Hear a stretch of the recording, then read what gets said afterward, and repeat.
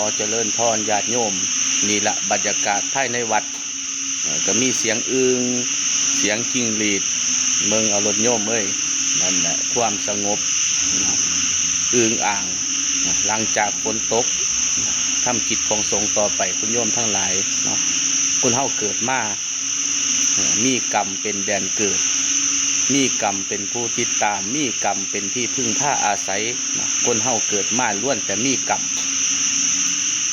กันเฮาอยากจะยุดกรรมได้เฮาถือศีลห้าศีลห้าก็มีอย่างแน่ปาหน้าบ่ฆ่าสัตว์เบียดเบียนชีวิตผู้อื่นอาทินหน้าท่านบ่รักของเขาบ่ของเขามาเป็นของเฮา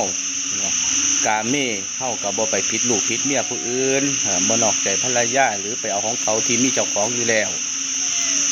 มูสาว่าถ้าเฮากับบ่ต้องพูดโกหกพกล่มสุรากับบ่ต้องดื่มในช่วงเขาพรรษากับภาวนาเอาไว้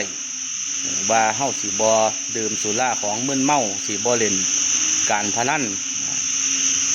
อยู่ในศีลในธรรมจังสิก็เกิดให้เฮาจิตใจของเฮาเบิกบานพระเพิ่นกะได้แต่บอกแต่สอนญาติโยมคันบ่เอาไปพากันเฮ็ดพากันทำมันก็บ่เกิดประโยชน์ขอให้เข้าวัดได้บุญไปก็ไปสร้างบาปต่ออีกมันก็บ่แม่นกันเฮาเข้าวัดเข้าว่าถือศีลฟังธรรมแล้วออกไปเฮากับปฏิบัติเอาเฮากินเฮาอิ่มเฮาบ่ได้กินเฮาก็บ่อิ่มเด้บ่มีผู้ใดอิ่มนำคือเฮาดอกคุณโยมทั้งหลายให้เฮ็ดให้สร้างให้สะสมบุญเอาไว้เฮาก็ได้ไปใส่ในศาสตร์หน้าพุ่นละยามเมื่อเฮาไหว้ชนไปบ่มีผู้ใดอยู่ค้ำฟ้าดอกคุณโยมคันเฮาบ่เฮ็ดเฮาบ่สร้างมันก็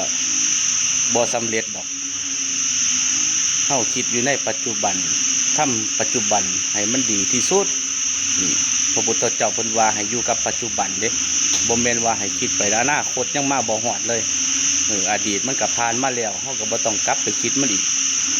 เฮาก็ใช้ชีวิตของเฮาอยู่ในศีลในธรรมคันเฮามีธรรมอยู่ในจิตในใจของเฮาไปไสคนก็ฮักบ่ต้องไปหามนต์เสน่ห์อยู่ไสดอกโยมอยู่ที่ศีลนั่นแหละตัวศีลตัวสติตัวปัญญาเฮานี่แหละมันได้เกิดขึ้นมาเมื่อมันเกิดเฮากับหูมีสติมันไปเฮากับหูมีสติย่างขับรถขับล่าคันเฮาบ่มีสติเฮาสิขับได้บ่ปัดนั่นแหละเฮาขับบ่ได้เฮาบ่ต้องไปหวังน้ำบ่อนาให้ทำกับปัจจุบันให้ได้สะสมให้ได้จิตใจของคนเฮามันก็เจอแสงสว่างในปลายอุโมงค์คุณโยมทั้งหลายเอาซ้ำนี่ล่ะเจริญพร